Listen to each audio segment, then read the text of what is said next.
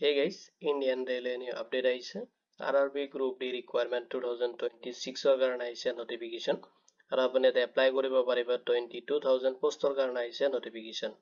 Jodi apuni minimum class 10 pass korise tetia hole apni apply karone eligible hobo.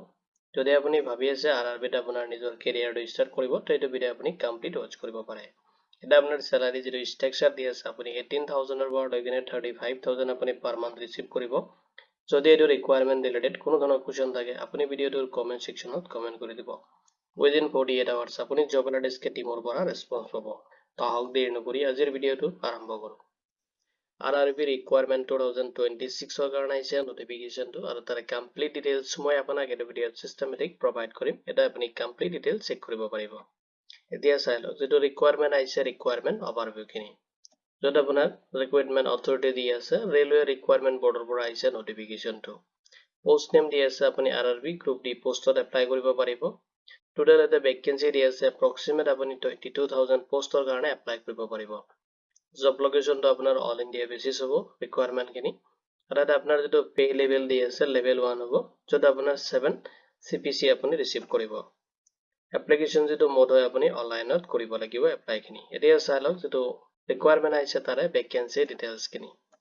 এটা আপোনাৰ track maintainer যত আপোনাৰ grade 4 পোষ্টত apply কৰিব পাৰিব নেক্সট আপোনাৰ পইণ্টসমেন যত প্ৰি আছে গ্ৰুপ তাতে আপুনি এপ্লাই কৰিব পাৰিব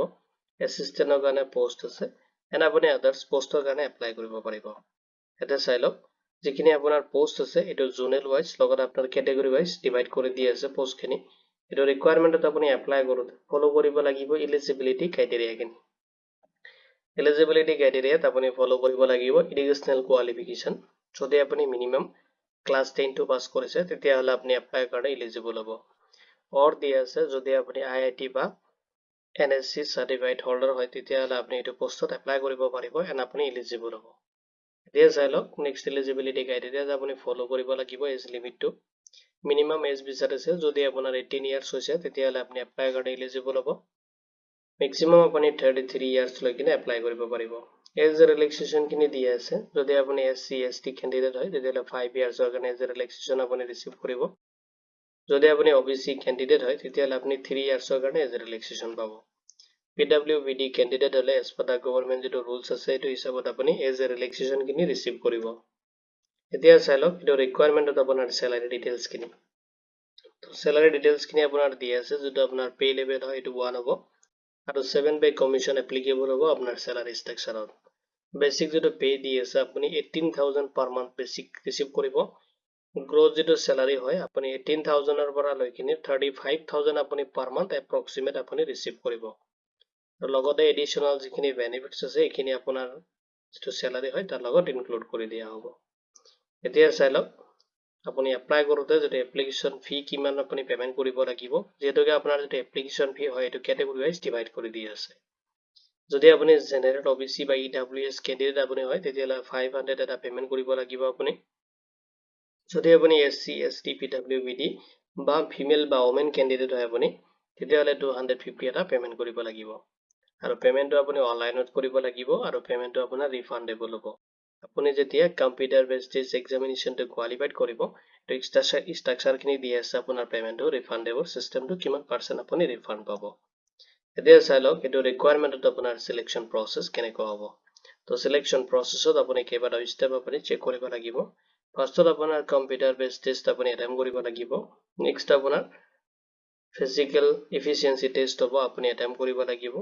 নেক্সট আপোনাৰ ডকুমেন্টস ভেৰিফিকেশন হ'ব নেক্সট আপোনাৰ মেডিকেল এক্সামিনেশন হ'ব এইখিনি প্ৰসেসত আপোনাৰ সিলেকশন খিনি কমপ্লিট কৰা হ'ব তাৰ পিছত যেটো আপোনাৰ ফাইনাল যেটো এপইন্টমেন্ট লেটাৰ হয় লগতে আপোনাৰ যেটো সিলেকশন ফাইনালি আপুনি ৰিসিভ কৰিব এন্ড আপুনি এপইন্টমেন্ট হ'ব পাৰিব এতিয়া চাই লওক কেনেকৈ আপুনি ভ্যাকেন্সি কিনিত এপ্লাই কৰিব এপ্লাই প্ৰসেসত আপুনি কেইবাটা স্টেপ ফলো কৰিব লাগিব তাতে আপুনি ভিজিট কৰিব যেটো আৰআৰবি অফিচিয়েল ওয়েবসাইট আছে পৰ্টেলটোত ভিজিট কৰিব নেক্সট আপুনি তাতে চাব নিউ ৰেজিষ্ট্ৰেচন বাটনটো দি আছে যদি আপুনি ফাৰ্স্ট টাইম ভিজিট কৰি আছে তো ফাৰ্স্ট টাইম আপুনি ৰেজিষ্ট্ৰেচন প্ৰসেস খিনি কমপ্লিট কৰিব নেক্সট আপোনাৰ এপ্লিকেশন ফৰ্মটো আপুনি কেয়াৰফুলি ফিল আপ কৰিব লগতে আপুনি photo signature and requirement documents খিনি আপুনি আপলোড কৰি দিব যেটো ফৰমেট দি আছে ফৰমেটটো আপুনি ফলো কৰিব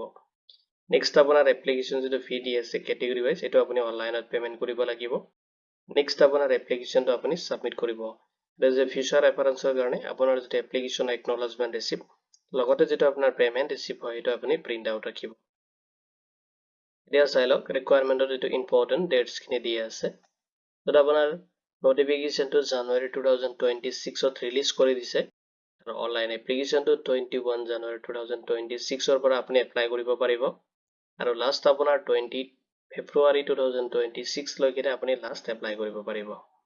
এতিয়া চাই লওক এটো ৰিকুৱাৰমেন্টত আপোনাৰ ইম্পৰ্টেন্ট লিংকখিনি তো অফিশিয়াল যেটো ওয়েবসাইট আছে আপুনি ভিজিট কৰিব পাৰে যিকোনো ওয়েবসাইটত যাই কিনে যদি RRB আপুনি gov.in সাৰ্চ কৰে অফিশিয়াল ওয়েবসাইটত ভিজিট কৰিব পাৰিব লগতে যদি আপুনি RRB apply.gov.in সাৰ্চ কৰে তেতিয়াহলে আপোনাৰ যদি এপ্লাই পৰ্টেল হয় এটো আপুনি মানে ভিজিট কৰিব পাৰিব আৰু তাতে আপোনাৰ যেটো ষ্টেট ওয়াইজ লোকেশন মানে লিংকখিনি দিয়া আছে আপুনি যেটো ষ্টেটৰ পৰা এপ্লাই কৰিব যেটোকে আপোনাৰ যেটো জব লোকেশন হয় অল ইন্ডিয়া বেচিছ হ'ব হেতু লোকেশন মানে এটো ষ্টেটৰ আপুনি যেটো লিংক আছে তাতে ক্লিক কৰিব ৰিজন ওয়াইজ এটো আপুনি ক্লিক কৰি দিব